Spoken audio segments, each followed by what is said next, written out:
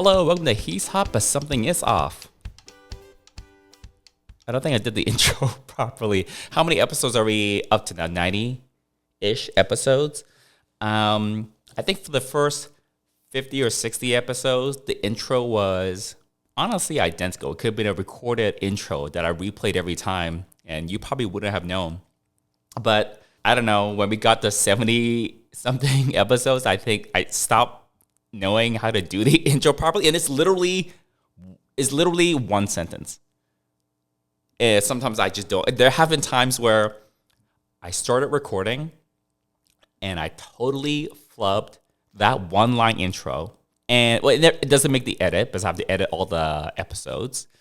But that is possible because that is how together of a person I am. Sometimes just delivering that one line, sometimes it takes a few takes, okay? Anyways, I'm actually really excited for not just today's episode of the podcast, but I actually somehow, for some reason, a bunch of ideas popped into my head for a bunch of different podcast episodes coming up. So today, as the title suggested, I'm going to talk about my opinions so far on RuPaul's Drag Race Season 17. I've been watching every week as it comes out, as many other people have been. But the other ideas that I have for some upcoming podcast episodes that I want to share with you guys is I want to do one where I talk about Formula One. Okay, don't switch me off. Don't switch me off. I know a lot of you are not into motorsports, and I know a lot of you are not into Formula One. It is quite niche and it's kind of sort of geeky. But with Drive to Survive on Netflix, for example, I want to talk about my thoughts on the upcoming Formula One season that is about to kick off. The first race will be in March, so very soon, just in a few weeks. But I want to talk about it not in like a geeky, technical, engineering type way. I kind of want to sort of explain the driver lineup that's coming up in 2025 in Formula One. And I kind of want to sort of describe them in like layman's terms. Like, oh, there's like this driver that won the championship last year and his personality is like this and blah, blah, blah. So I kind of sort of want to make it kind of fun and kind of digestible. And then hopefully some of you will have a bit of an understanding as to why I like Formula One. That's one idea for a podcast episode coming up. Another completely different idea I had is because I am going to be moving out of this area in the near future. We don't know the exact dates yet, but it's going to be like, within like the next X months. I kind of want to do an episode that is probably going to be called To All the Boys from My Gym. So that's a riff of the movie, the trilogy of movies. There's 3 parts apparently called To All the Boys, which I think was, the movies aired on Netflix, but I think they were based on some books. So To All the Boys is a movie. If you're not sure, just Google it up. But basically the premise is this teenage girl that had written a bunch of love letters to crushes that she had, but she never sent them out, and she just kept it in a box in her closet. She wrote them when she was like a tween, when she was younger, and now she's in like high school, and then somehow these letters that she wrote to her previous crushes years ago now have gone out to the actual guys that she had a crush on, and the whole it's all based on that movie, and also like there's like 2 follow-ups. So I think I'm going to do something a little similar. Is there's a number of guys at my gym that they're like my eye candy. Like they're like the guys I check out all the time in the gym. They're regulars, and there's like several of them. And because I don't hit on people at the gym for like a few different reasons, and I don't really think I want people to hit on me at the gym necessarily, like in person. It's like, I'm there to work out, you're there to work out. I don't want it to be like an awkward situation, because I go to the gym like 5-6 times a week. A lot of them do too, but I see them like almost all the time I go. So it's going to be basically me describing all the guys I find attractive at my gym. Maybe one of them might listen to this podcast. I sincerely doubt it. So therefore, I think it's kind of sort of like a secret but not secret admission of my infatuation of my gym crushes. So that'll be an upcoming episode of HHBSO. So if you're new to this podcast, any topic goes here, honestly, is whatever I want to talk about. Make sure you hit like and subscribe. By the way, the video version of this podcast is on my YouTube channel, Just Joey T. I've actually been thinking about moving it to a different YouTube channel. So the Just Joey T YouTube channel is basically like the only real proper YouTube channel that I have. But I kind of want to focus that just on the cruise stuff. The YouTube algorithm is not very kind to people that makes very disparate content that would appeal to very different audiences on the same YouTube channel. Over the years has gone a little bit better with that. But yeah, I might move it possibly. I might move this podcast maybe possibly over to like the like a Kian channel, because I feel like Just Joey T, that brand, if you will, is all associated with like the cruise stuff, the party videos and the cruise advice and the cruise videos, that stuff. And I'm kind of happy for that branding to just be for that. And then for everything else, like these personal podcast episodes that I do, my personal vlogs, I'm kind of happy for it to live under like a slightly different branding. So Kian is like my nickname, and also the same for my OnlyFans. So I think maybe that might live under this podcast. Maybe it would be better just to live under Kian. I know it's not as I would just basically create a separate YouTube channel for it. What are your thoughts? I kind of like the idea of the cruise party videos. That's just Joey T. That's that branding. Everything else, that's like my personal stuff and my porn will be under Kian. So the YouTube algorithms will then have no problem like pushing the thing. I don't want to get started on the YouTube algorithm, but we really are not here for that. All right. I don't know how much time I've killed, but let's get on to RuPaul's Drag Race Season 17. So I've been watching it. Also with David. David, he watches every episode of Drag Race. We haven't been able to watch them together because he lives halfway around the world. But we definitely chat about every episode after we've both watched it individually. And then we also watch The Untucked, which this season is like worth watching, because some of the previous seasons, The Untucked was like, okay, well, it's not that much drama. So like, what's the point of watching The Untucked? And then we'll also watch The Pit Stop, which is the quote unquote official review of each episode. I've got some thoughts about the most recent one. And then I also like to watch, David kind of got me into this, which was Race Chasers, which is Alaska and Willem. They basically host a video podcast reviewing the fashions. And reviewing the fashions basically this season of all the runways. And then also, there's also, what's the other one that Raja and Raven host? Oh, that's the photo review. So I've been kind of sort of like watching it. So I'm not like a super fan per se, because my memory is I have the memory of an ant, which is like non-existent. So it's hard for me to like actually remember like all the previous episodes this season so far. So I actually have my laptop here with me, and we're not going to go into like tons and tons of details, but I do have a lot of thoughts about this season so far, and also like the individual queens. It's actually a pretty entertaining season. So my first thought is, I think last season, season 16, and again, memory of an ant. So I just have to like pull up the cast list for season 16 just to like jog my memory. But season 16 I really enjoyed. So that was last year's season. So we had Nymphia Wynn, Plain Jane, Q, Morphine.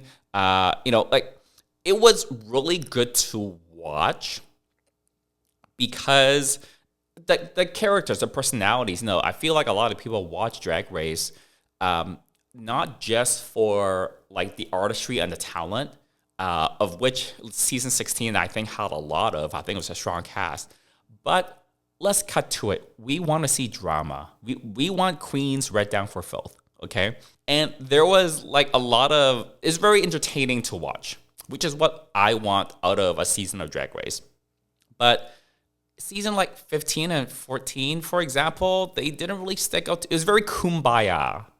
Those are like some kumbaya seasons up until like season 16 last year. And I was like, kumbaya's whatever, but it's kind of boring. And those were the seasons where I didn't watch Untucked and I didn't watch all the follow-up shows, but it's like, okay, it was just whatever. It just wasn't entertaining. Season 16 turned it around because there were some spicy characters, some spicy personalities, and some spicy drama. That was great. Like Plain Jane, I actually like her a lot. I think objectively, it's not a type of character that I would usually be attracted to. That level of being like kind of sort of abrasive in terms of like the things one says. But I actually really like Plain Jane. Like, it's very, very talented. Like, if you're really, really talented, you kind of sort of, in my opinion, get a little bit more of a pass to read the other girls down. You know, otherwise, if your looks are busted, if you don't have that much talent, you're not doing that well, like, and then you're like reading other girls on Drag Race, and you're all doing challenges. You're all kind of like showing your talent and your skills and your all that kind of stuff. So if you're not doing that well, you don't have that much talent. You're not that funny. You don't dress that well. Your looks are kind of shit. Your makeup's kind of busted, and you're reading the other queens. It just comes up as like hypocritical. And this is gonna sound very uncharitable, but even if you were like not the strongest queen in terms of like your skills or your looks or your performance or whatever, I feel like you can still be on Drag Race if you're entertaining, if you're like a character, if you're entertaining, you're giving good TV. That really moves me on to season 17, which is the current season that's airing right now. This is good TV. This is like shaping to be a really good season of Drag Race. Just because, first of all, let's talk about the level of delusion this season. The level of delusion is, we've seen delusion before, okay? We've seen delusion before in a lot of queens throughout a lot of different seasons, but something about the delusion hits just a little bit differently season 17. So I think it's pretty obvious in the confessionals and in how confident the girls feel when they're getting ready for the runway in the workroom after they've done the main challenge. It's insane the how pervasive the delusion is across the girls. Like almost all the girls have so much confidence in everything that they're doing, and then they're always so surprised when they're near the bottom. Joella, I think was a case study in delusional overconfidence this season. And David and I were talking about it. We were actually a little bit surprised that Joella. By the way, if you haven't been watching Drag Race but you plan on watching this season, I think you need to tune out because there's gonna be spoilers. I feel like people that are listening, either you don't watch Drag Race and you don't plan on watching this season, or you're already watching it every week. I feel like there's probably not that many people that haven't been watching the episodes this season as they come out, but would want to watch it and would not want the spoilers. But just in case, if you don't want spoilers for season 17, you need to just like not listen to the rest of this podcast. All right, just turn it off.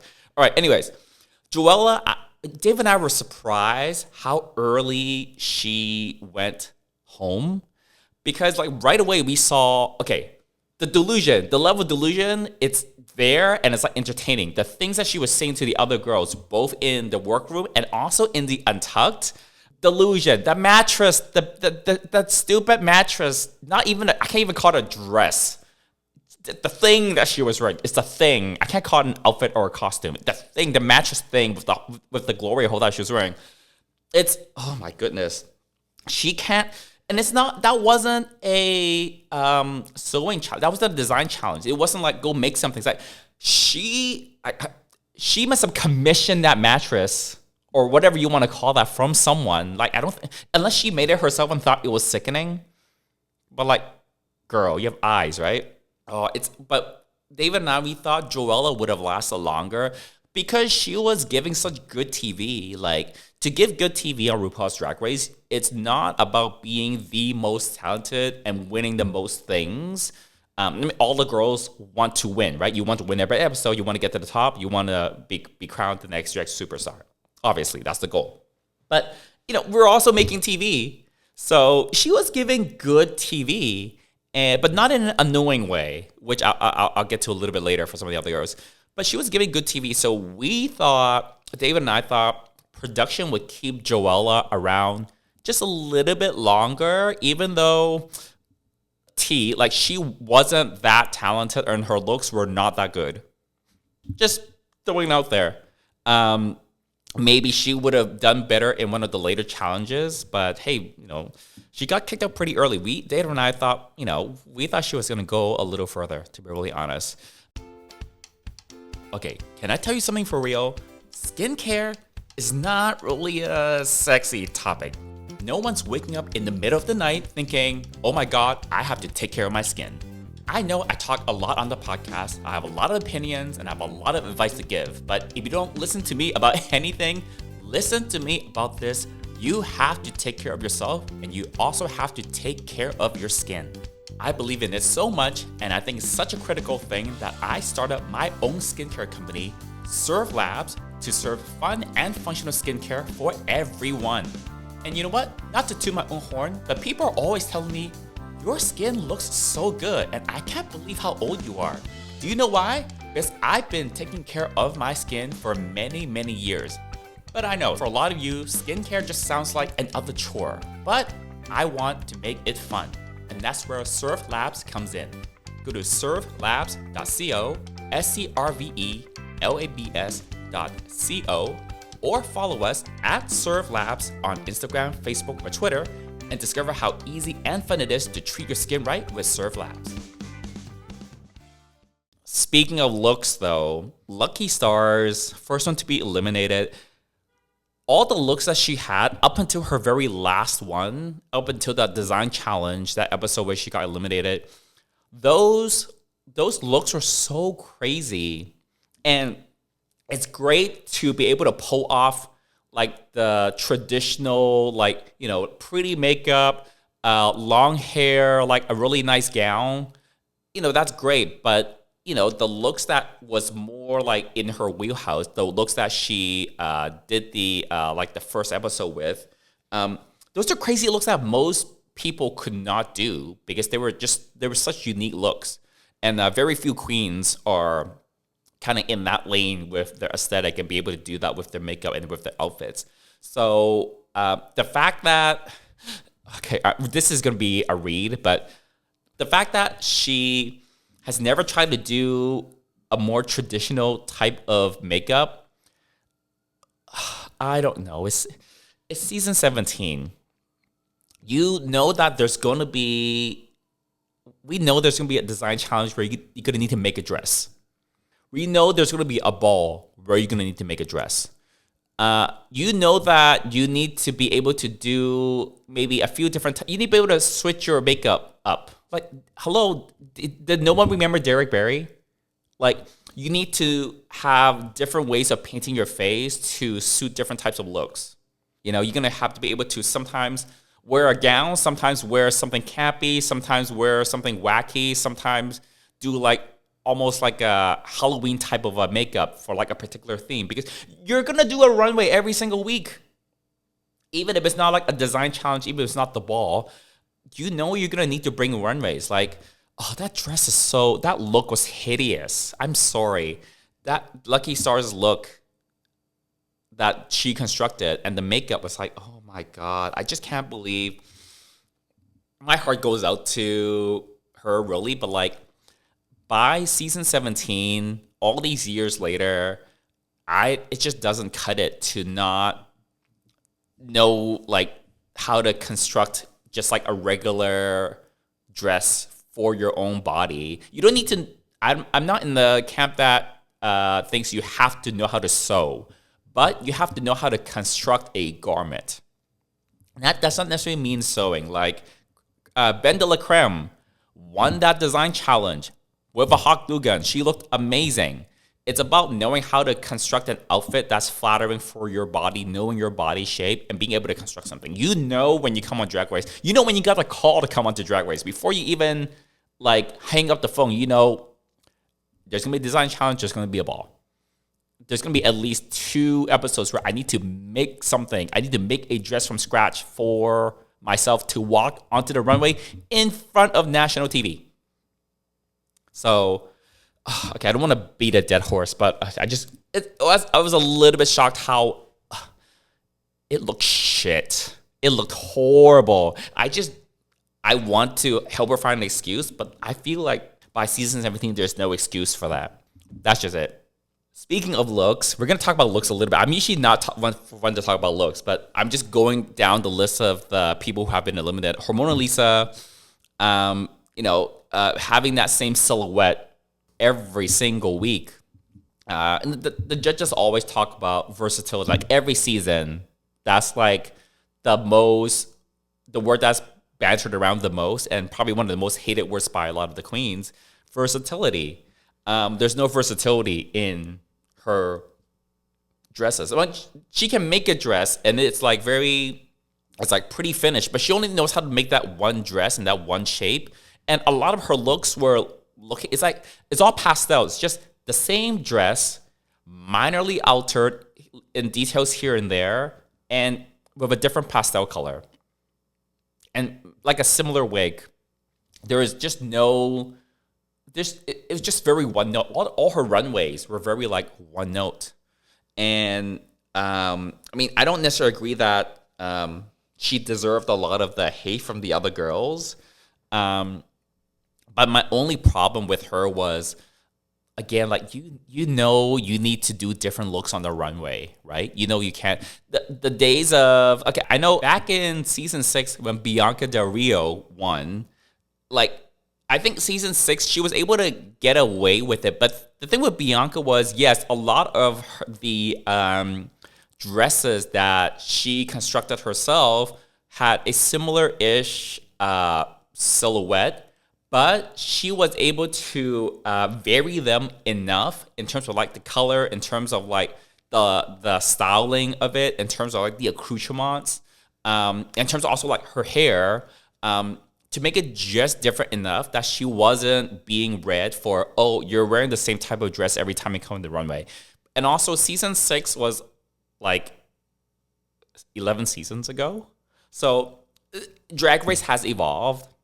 And then what would have cut it back in those early seasons, don't cut it anymore 11 years later. You know, like look at someone like Nymphia. Look at someone like Plastic Tiara. Like the looks are, girls are turning the looks so hard, like with each new season, with each new year. Honestly, like I still feel like the looks that Plastic brought to All Stars, oh my god, like so, like even season 17, like in my opinion, none of the girls on season 17 are anywhere near like Plastic's looks, or like any of her looks throughout her All-Star season. It's like, oh my god, like that's like that next level shit. And you don't need to be like next level like Plastic to have good runways, but you can have basically the same dress, always in a pastel color with a similar wig every time. So again, it's Bianca. Even Bianca did better back when in season 6 when, you know, the bar wasn't so high. But even Bianca did more to vary that same silhouette so that she could basically win that whole season. Anyways, we're going to talk about what I kind of conceive as a clique within the current season 17 cast. They're not like literally a clique. They're not like just, you know, it wasn't like Ralaska Talks. It wasn't like a clique like that. But there are some girls that I've categorized. Maybe that's a better way to phrase it. There's a quite a few girls that I've categorized together because I see some similarities between them. So that's Ariete, Jewel Sparkle, Lingerie, Lexi Love, and like I kind of sort of want to put like Crystal Envy. So those would be the 5: Ariete, Jewel Sparkle, Lingerie, Lexi Love, Crystal Envy.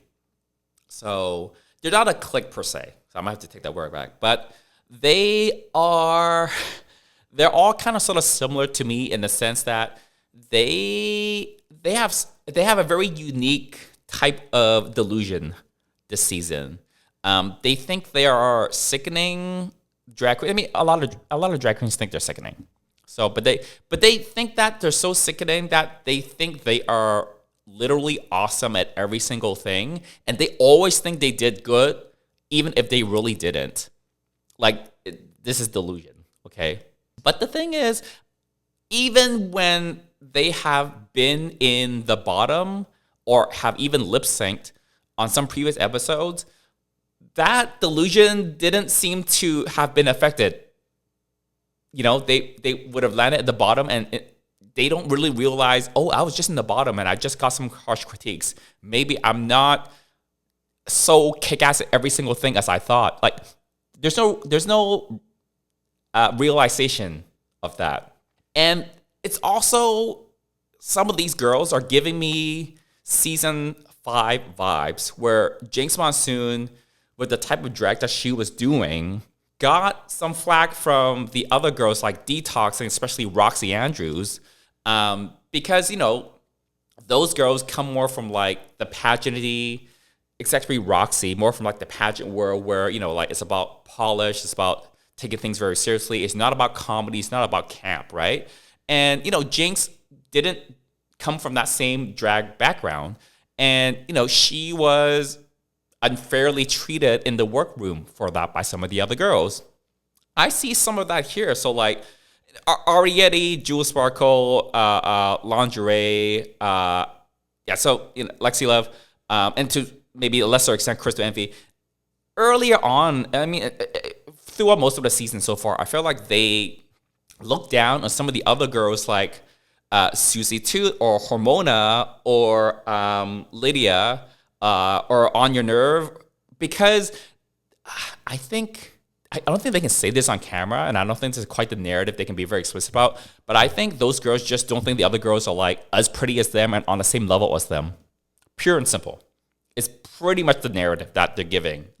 So they don't like their drag, they think it's not on their level, and they think they are great at every single drag related thing that can be done. And they're not as good as they think. So that's where the delusion kicks in. Especially, like, can we talk about Lingerie for a second? I had a problem with it because she's been in the bottom of the last 2 episodes. What's that blue thing she wore on episode 6? I think it was... I need to look this up because I think maybe episode 6... It was like she wore some blue thing. Okay, I've got a website here. Yeah, okay. Episode 6 was the ball, the sea-sickening ball. And they had to do 3 looks, and then one of the looks, the sea-sickening eleganza, was something that was the one of the 3 that they construct themselves. I'm sorry, it doesn't look good. She's Lux Noir London's daughter. And on the most recent episode of the pit stop, the episode 7 pit stop, on the pit stop they always talk a little bit about the end of the last episode. So they were talking about the end of episode 6, and then Lux Noir was on the pit stop, and Monet, who's hosting it, Monet asks, it's a standard thing for them to be like, oh, in the last episode, this girl won and these other girls were at the bottom. What do you think about that? Whoever the guest is. And then Lux has some delusion too. I mean, that's fine to have some level of delusion. I have delusion too. But the thing is, I actually dislike that episode of the pit stop because it was basically Lux saying, oh yeah, I love this dress, blah, blah, blah. I don't think it looks good. It looks cheap. And the judges read her for it on the runway. Like, Lana was given the critiques from the judges. It was a ball challenge, and she seems to be one of the look queens. And she was at the bottom, and I don't know if she took the critiques or not. I really don't think so. So, because obviously, episode seven. Sorry, I haven't been saying seasons and episodes. Episode 6 was the ball. That episode 7 obviously was the snatch game. But honestly, I'm not that much in love with any of Lana's looks. The more runways that Lana does, the less and less impressed I am of her looks, because she is relying on her body, and to a certain extent, you know what? If you have the body, use it, right? That's fine. But I look at some of the other queens, like what they're doing, like Ariadne, for example. It's like, she has the body too, but like, oh my God, like she's so creative with the looks. And relying on your body can only get you so far nowadays on Drag Race. I feel like every one of her looks, well, a lot of her looks is, okay, now that I'm looking at some of her previous ones, a lot of her looks is kind of sort of just like a skin tight dress. And I'm just not that impressed with the looks. Like, Lux had much better looks. I feel like Lux can, pass a few more lessons on to Lana, if you will. So, and the thing is, I don't think Lana is going to go very far. I'm kind of sort of annoyed that she didn't go home on episode 7. Because I feel like Lana up against Crystal Envy, I 100% feel Crystal Envy had more potential to go further and show more in the upcoming episodes. Because, okay, Snatch Game completely bombed it. She can't construct a look based on that blue ribbon that she threw around her and that random net on episode 6. And I feel like her looks are really not that. She's not quite the look queen. She has the body she can kind of sort of rely on. But I don't think she has she doesn't have comedy. She doesn't have acting. She can't really construct a garment. Her personality is kind of flat. She's not a big personality. And I said before, even if you're not super talented, you're not doing super well, you can be like a Joella and still be super entertaining. And I feel like the producers want to keep you around for a few more episodes. I think she needs to go. So in my book, it's like she's taking up room. She needs to go. That sounds very harsh, by the way. These are just my honest thoughts. That's Drag Race, honestly. So, yeah, I've got kind of sort of an issue with lingerie. I don't know. Hey, when was the last time you really took care of your skin? The skin is the largest organ in the whole human body and is doing so much for you. It protects you from germs and cooties. It keeps you warm when you're cold. It keeps you cool when you're hot. It's making vitamin D. It gives you the gift of touch and sensation. And that's just scratching the surface, so you better take care of it. I started my own skincare company, Serve Labs, to serve fun and functional skincare for everyone, so that you can serve fun while serving face. Go to servelabs.co, servelabs.co, or follow us at Serve Labs on Instagram, Facebook, or Twitter, and discover how easy and fun it is to treat your skin right with Serve Labs. Yeah, anyways, all right, let's talk about some other queens. Anya Nerve. So you might remember there was some drama in was it like one of the early episodes where I think it must have been the ball or like one of the earlier design, not the ball. It would have been episode 3 or episode 4. It's basically they had to make a dress. They had to make something. And Anya, I think it's Monopulence. I think it was episode 3. So Anya made that like dark green dress, and in the workroom,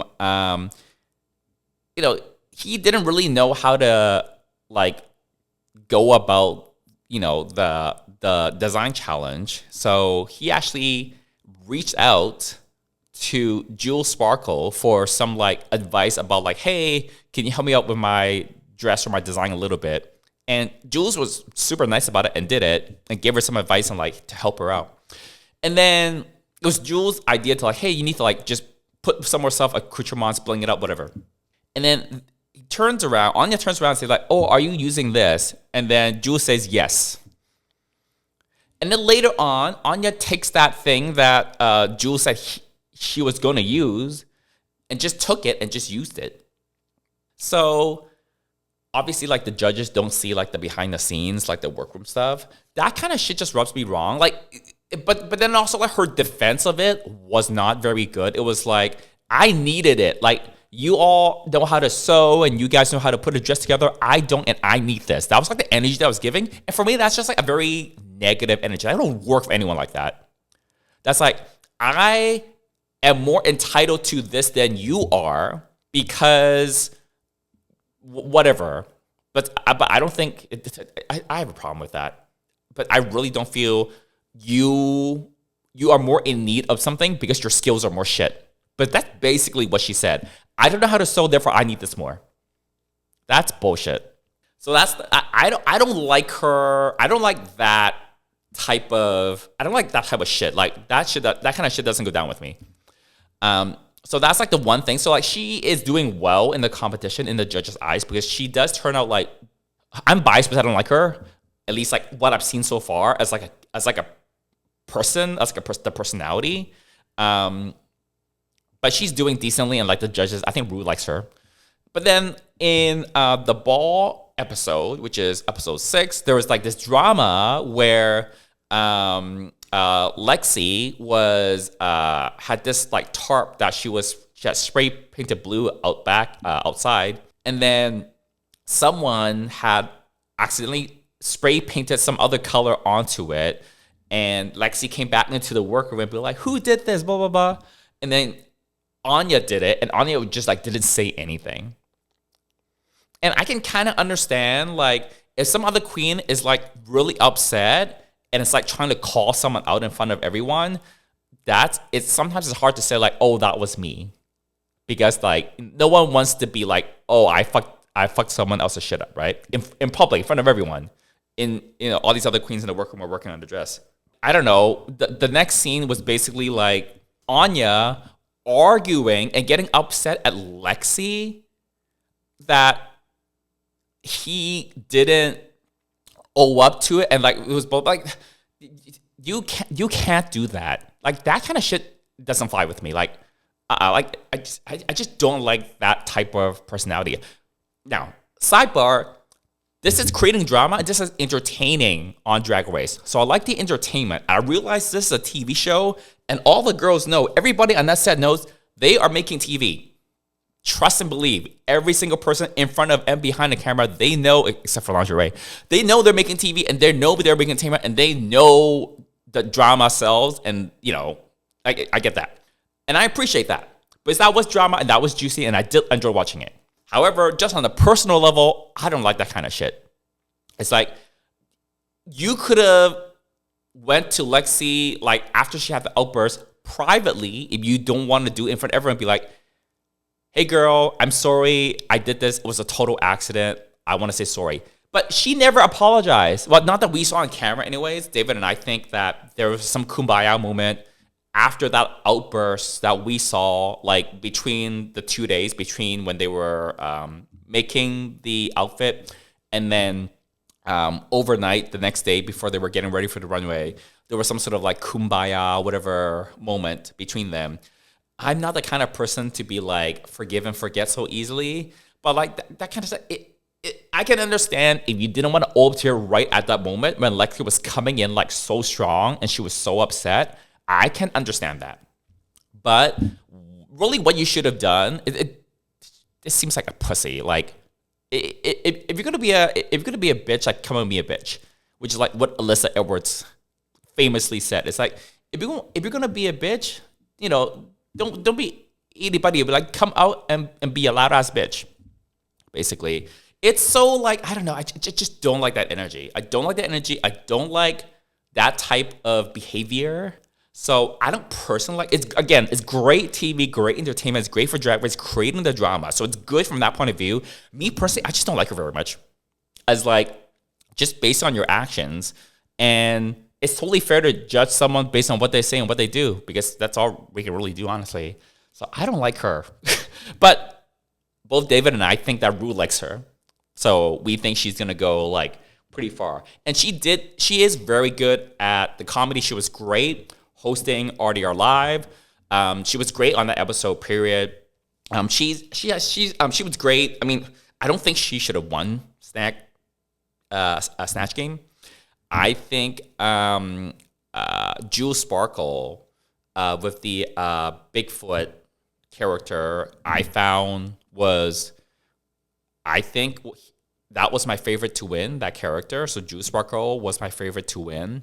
I just thought Anya was good with in Snatch Game, but I think could have taken Eddie Murphy like a little further. But I think she could have kept her funny.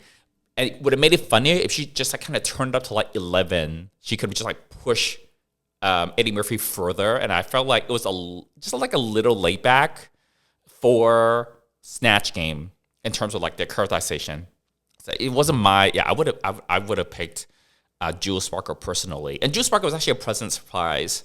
So now we know that Jewel Sparkle, yes, she can turn a look and she can put a garment together, but she can be funny and she can perform. And to be able to do it on a Snatch Game, I feel like that sets you up well for any of the other performance challenges that are going to be coming away. I would love to see a Rusical coming up. I would love to see just at least a couple more acting challenges. I would love to see some sort of comedy challenge, because I kind of if they did like a roast or if they did some sort of stand up, oh my god, it's very like you can do it or you can't. It's a little bit like Snatch Game, like you can do it or you can't. It's hard to be like middle of the road in Snatch Game. By the way, the Snatch Game was not very good. The Snatch Game was just not very good. Jules did a good job. Samstar did a good job. Anya did a good job, apparently, according to Rue. But everybody else, oh god, Jesus. I need to send everyone home. You know what I'm hoping for? I was talking to David like earlier today. It's like I'm hoping for a double elimination. I think Lana should go, and maybe Corey King should go too. Because Corey King has had so many misses on the runway. It's like the most recent runway on episode 7 was supposed to be about nails. And the French tips thing, it just didn't work. And it was the previous episode where I was watching a follow-up recap thing on YouTube where they noticed that Corey wasn't wearing any nails, but she was doing handwork on the runway, like bringing her hand and the nails like to her face. It's like, isn't that jail? Aren't you like not allowed to do that on Drag Race when you have like no nails of any sort? To like, shouldn't you be hiding the nails, right? So yeah, and her performance skills are a little questionable. Because she didn't do, I don't know who she was, because I don't even remember who she was in Snatch Game. It wasn't that memorable.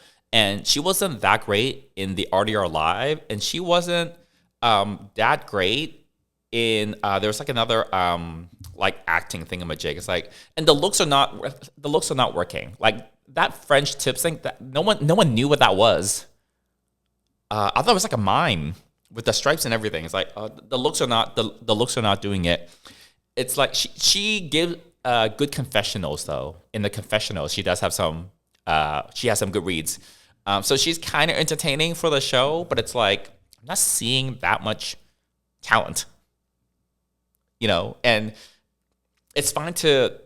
Joella is fine. You know, talent is questionable. The aesthetic level is questionable, but like very entertaining. Yeah, I don't think Lana and Corey are not doing it for me, honestly. So somebody's got to go. Like also Lydia, it's like I think Lydia still needs like a breakout moment.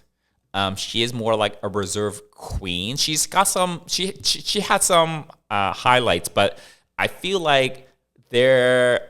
I feel like either she's on the verge of. She feels like she's on the verge of like winning a challenge. I was hoping that she was going to like knock it out of the park for Snatch Game. But I don't think who was she? I need to look up. The Snatch Game was so bad. I don't even remember. Like it just happened. Like I don't even remember who did who. Okay, I got the list here. Lydia did David Lynch. Oh my god, train wreck. Okay, that's basically. I only remember 3 people.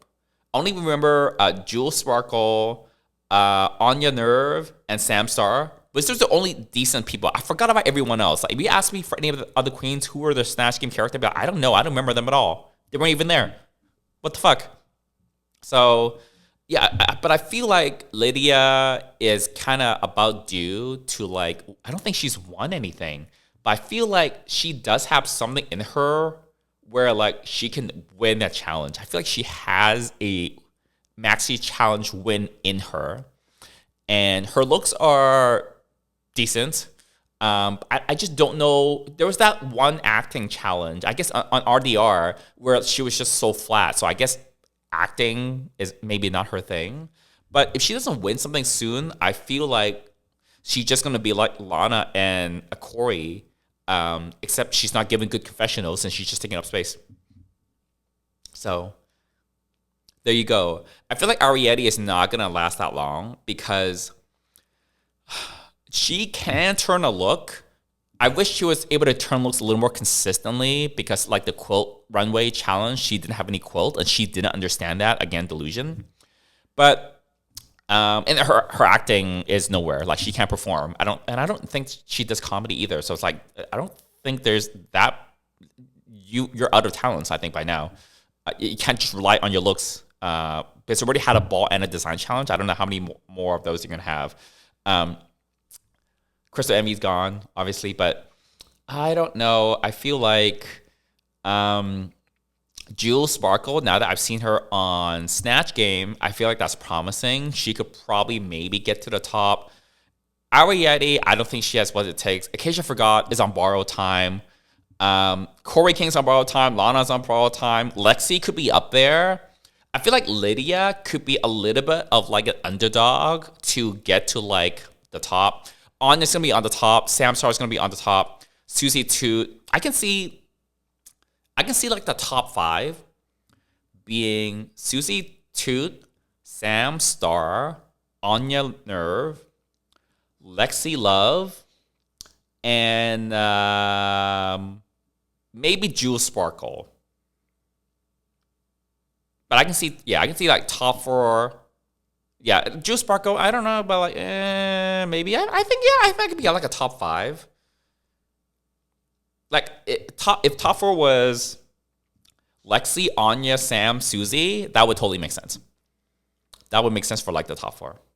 But honestly, Acacia Forgot is on borrowed time. Ariete just is not well-rounded enough. Corey's on borrowed time. Just, the looks are not giving, the performance not giving. Lana's kind of boring. The Lydia is a bit of like a bit of a question mark. I feel like she has it in her to like go further, but it's like I don't know what she's great at. I don't really know her yet, which the more episodes go by and we still don't know you when it's like 7 episodes, that's eventually becomes a problem and prevents you from getting to the top. But yeah, there you go. Those are my thoughts. Unscripted, without an outline. I was just talking out my ass, basically. Those are my thoughts on RuPaul's Drag Race Season 17. I'll be watching every single week. If any of you guys are watching Drag Race, if any of you are watching the season, I'm sure Drag Race fans that follow it all have strong opinions. Me and David tend to agree like 90% of the time. The 10% of the time where we don't agree, we can at least see where the other person's going, and we don't usually differ like that much. David's very good at reading like, oh, this was a production move. He's very, very good at that. Oh, by the way, the Still With Levers thing, it was chocolate, and I hate chocolate. That's all I'm going to say about that. All right, yeah, but if you are also watching every week the new episodes of season 17 of RuPaul's Drag Race. I would love to know what your thoughts are. I would love to know who you like, who you don't like, what you thought of the challenges so far, what you thought of the runway so far, and what your predictions are for who's gonna get cut off next, and also who you think will make it to the top. So comment down below in the YouTube section. The YouTube is probably the best way to make a comment. And yeah, let's talk about it. I talk about it with David every week after we watch the new episodes. I would love to see how many of you out there have some thoughts and feelings on the current season. And until next time, bye y'all.